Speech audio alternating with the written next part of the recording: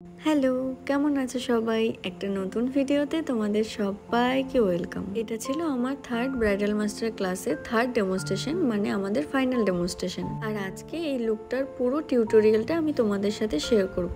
তো ভিডিওটা একদমই স্কিপ না করে শেষ পর্যন্ত দেখতে থাকো। সেদিন যেহেতু বাইরে প্রচণ্ড গরম ছিল, তাই মেকআপটাকে অনেকক্ষণ লং লাস্টিং করার জন্য আমি ওয়েট ওয়াইপস দিয়ে ফেসটাকে সম্পূর্ণ ক্লিন করে নিয়ে তারপর সেই ওয়াইপসটাতেই একটা আইস কিউব নিয়ে সেটাকে পুরো ফেসে সুন্দর করে ম্যাসাজ করে নিচ্ছিলাম। গরমকালে সোয়েটের প্রবলেম তো প্রত্যেক ব্রাইডেরই হয়ে থাকে।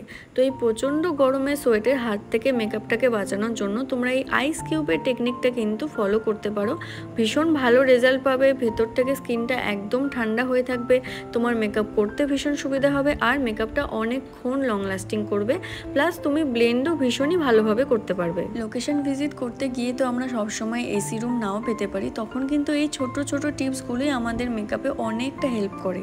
তো এখানে আমার স্কিন প্রিপারেশন একদমই কমপ্লিট আর এখন আমি ইউজ করছি লিকুইড হাইলাইটার। আমার ফেসের হাইলাইটিং পয়েন্টগুলোতে সুন্দর করে হাইলাইটার ইউজ করে আমি সেটাকে হাতের সাহায্যে মিশিয়ে নিচ্ছি। এরপর আমি এখানে কালার কারেক্ট করে নিচ্ছিলাম। আর ওর ফেসে খুব একটা প্রবলেম ছিল না, তবুও চোখের নিচটাতে একটু ডার্ক সার্কেল ছিল, তাই আমি একটা ডার্ক শেড কনসিলার দিয়ে চোখের নিচে আর ঠোঁটের আশেপাশে এরিয়াটাতে সুন্দর করে অ্যাপ্লাই করে তারপর ব্লেন্ডের সাহায্যে ব্লেন্ডিং করে নিচ্ছিলাম।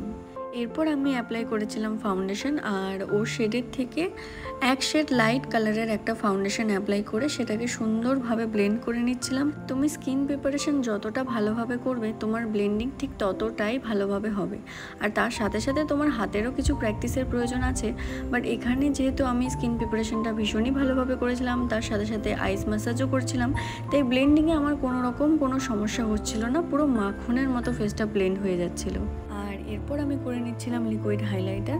ওর ফাউন্ডেশনের যেটা শেড ছিল তার থেকে এক শেড লাইট একটা কনসিলার কালার নিয়ে আমি ওর হাইলাইটিং পয়েন্ট আর তার সাথে সাথে চোখের নিচগুলোতে লিকুইড হাইলাইটার করে নিচ্ছিলাম। আজকে আমি স্টুডেন্টদের একটা বৃদ্ধি লুক ক্রিয়েট করে দেখিয়েছিলাম, তাই জন্য আমাদের খুব একটা জাঁকজমকের দরকার ছিল না। ভীষণই সিম্পল একটা ঘরোয়া শাড়ি ছিল, এটা হচ্ছে একটা খাদি শাড়ি যেটা আমারই ছিল, তো আমি সেটাই পরিয়েছিলাম। আর তার সাথে ব্লাউজটাও এখানে একটু সিম্পলের মধ্যেই আমি রাখার চেষ্টা করেছি। বৃদ্ধি লুকের জন্য কিন্তু এরকম সিম্পল শাড়ি ভীষণভাবে ভালো।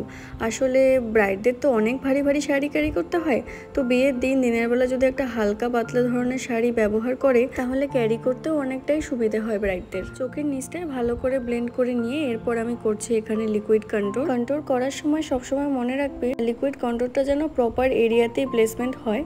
খুব একটা বেশি উপরে বা নিচে হয়ে গেলে কিন্তু ফেসের শেপটাই একদম চেঞ্জ হয়ে যাবে। আর নাকটাকে যদি তোমরা সরু করতে চাও তাহলে সুন্দর করে নোজ কন্ট্রোলও করে নেবে। এরপর সেটাকে প্রপার এরিয়াতে ভালোভাবে ব্লেন্ডারের সাহায্যে ব্লেন্ড করে নেবে। এদিক ওদিক ছড়িয়ে গেলে কিন্তু তোমার মেকআপটাই কালো হয়ে যেতে পারে। আর এরপর ইউজ করছি আমি এখানে লিকুইড ব্লাশ। ভীষণ পছন্দের একটা জিনিস হচ্ছে আমার ব্লাশ, আর আমার ব্লাশ ইউজ করতে ভীষণ ভালো লাগে। আর এখানে আমি ইউজ করছিলাম ব্লু হেভেনের একটা ব্লাশ, এটা ভীষণ ভালো পিগমেন্ট দেয়। আর আজকে কিন্তু আমি ব্লাশটাকে পুরো আমার হাতের সাহায্যেই ব্লেন্ড করেছি, তাহলে ব্লাশটা অনেকক্ষণ স্টে করে। আর এরপর ব্লেন্ডারের সাহায্যে একটু ব্লেন্ড করে নিয়েছিলাম, বাস এই তো ব্লেন্ডও কমপ্লিট হয়ে গেছে। এরপর আমি করব পাউডার সেট। আর আজকে যেহেতু আমার মডেলের স্কিনটা একটু ডাস্কি স্কিন টোনের, তো আজকে আমি ওর ফেসে ইউজ করেছিলাম বানানা পাউডার। ডাস্কি স্কিন টোনের ব্রাইড বা মডেল যাই হোক না কেন, তোমরা কিন্তু সবসময় চেষ্টা করবে একটা বানানা পাউডার ইউজ করার। এরপর আমি এখানে আই মেকআপটা করে নিয়েছিলাম, আর সেটা টিউটোরিয়াল দিতে গেলে ভিডিওটা অনেকটাই বড় হয়ে যেত। তোমাদের যদি আই মেকআপের টিউটোরিয়াল লাগে তোমরা অবশ্যই আমাকে কমেন্টে জানাবে, আমি আলাদা করে টিউটোরিয়ালটা পোস্ট করে দেবো। এরপর একে একে আমি পাউডার প্রোডাক্টগুলো ইউজ করছিলাম। ফার্স্টে আমি ইউজ করেছি পাউডার কন্ট্রোল, আর এখন আমি ইউজ করছি পাউডার ব্লাশ। তো এখানে আমার মেকআপ অনেকটাই কমপ্লিট, এখন শুধুমাত্র হেয়ারস্টাইলটাই বাকি আছে। তো আমি ফিক্সার দিয়ে মেকআপটাকে সুন্দরভাবে ফিক্স করে নিলাম। আর এরপর পালা হচ্ছে হেয়ারস্টাইলের। তবে হেয়ারস্টাইলের পর আমার মনে হচ্ছিল যে সিঁদুর ছাড়া লুকটা একটু ইনকমপ্লিট লাগছে, তাই আমি ওকে সুন্দর করে সিঁদুর পরিয়ে নিয়েছিলাম।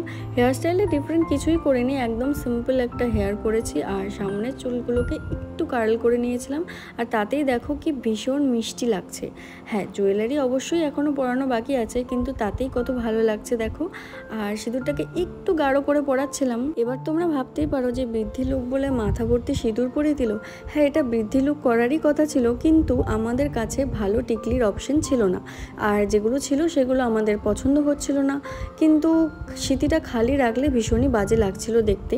তাই জন্যেই আমরা পরবর্তীতে ভাবি যে না, একটু সিঁদুর পরাতেই হবে, তাহলে লুকটা ভীষণ ভালো আসবে।